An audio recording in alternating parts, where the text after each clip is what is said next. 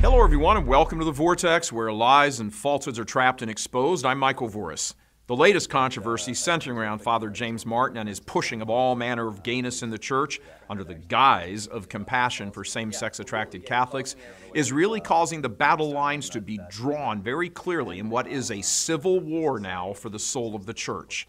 Prelates and clergy are choosing up sides, and a large number of cardinals, archbishops, and bishops, as well as many of their priests, are on the wrong side, meaning the diabolical.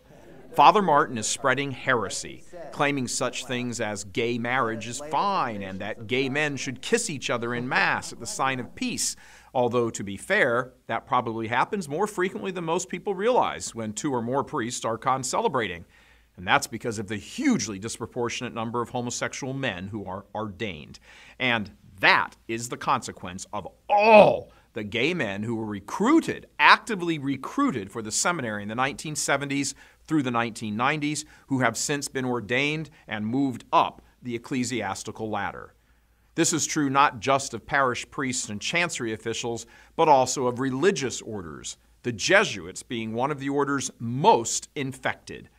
This is evidenced by the official communique issued this weekend over the whole Martin controversy by the Jesuit leadership here in North America in defense of all things Father Martin and his gayness. You may remember a couple of years ago, Church Militant produced a Vortex on this very subject, rampant homosexuality in the Jesuits.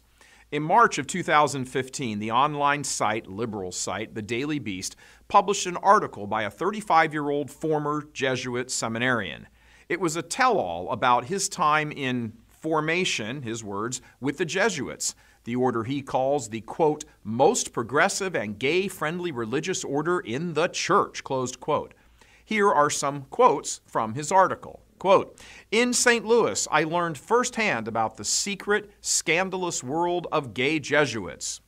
I'd hear of gay Jesuits fondling each other in vans on the way to retreats. Of a sexually active relationship he had with a fellow Jesuit, the seminarian writes, quote, before long, we were skipping meals and paper writing and finding our usual spot on the campus of St. Louis University to embrace and kiss.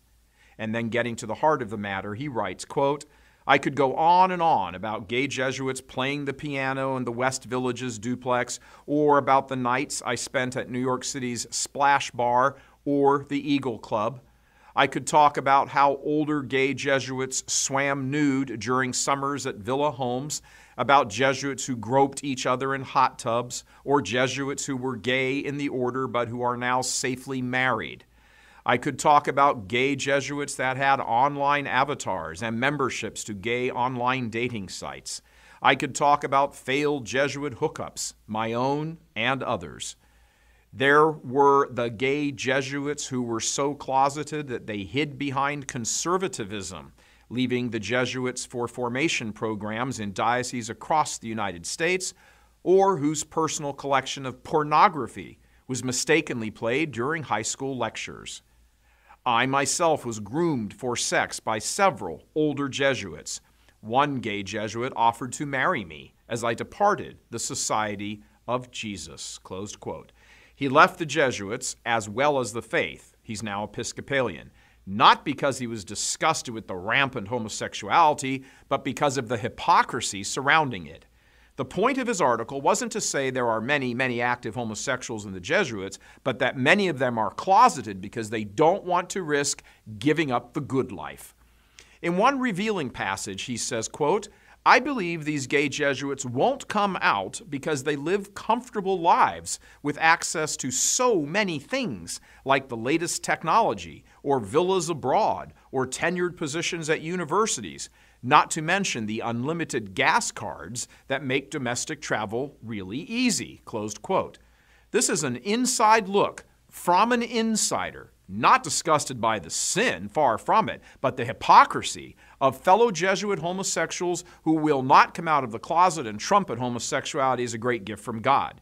He says they are just sponging off the society, having their sexually active affairs and living the high life, refusing to say whether they are gay or not, just like Father Martin refuses to. In fact, Father Martin has been specifically ordered by his superiors not to reveal his personal sexuality, and yes, that's very telling.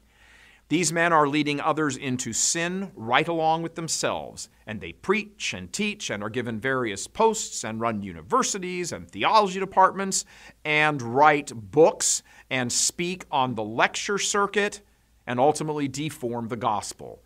Leaders in the church know this goes on and yet defend these men, publicly backing them and accusing apostolates like Church Militant and others of being demonic and sowing division and all kinds of nonsense like that. Anyone with even one good ear attuned to affairs in the church these days knows with absolute certainty that all this is in fact the case, no question about it. Notice the lack of any denials about the predominance of homosexual men in the clergy, especially the lack of denials that many of them are practicing homosexuals, because they are. And it's not just the Jesuits, and it's not just the male religious communities either. Women religious have been overrun by lesbians and those friendly to the agenda. And it's not just the orders either. This infection is rampant in dioceses all over the country and many parts of the world, as story after story keeps revealing. There are many issues in the church that need cleaning up, and this one is near the top, regardless of how wimps at the establishment Church of Nice like to play it. This is civil war, Catholic, gay civil war, and it's breaking out into the open. Those in the establishment Catholic Church, meaning those who run the so-called journalism outfits, for example, and various institutional organs within the church who aren't necessarily down with this gay push, but nevertheless either go along with it, defend it, or are silent about it.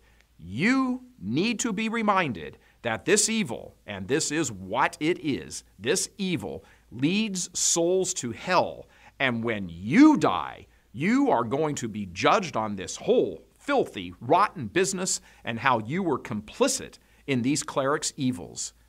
Evil does not prevail forever. Stop worrying about your careers and pensions and pleasing your bosses. There's only one boss you need to concern yourself with. Father Martin spreads evil and heresy, and he has many allies. Now, whose side are you on?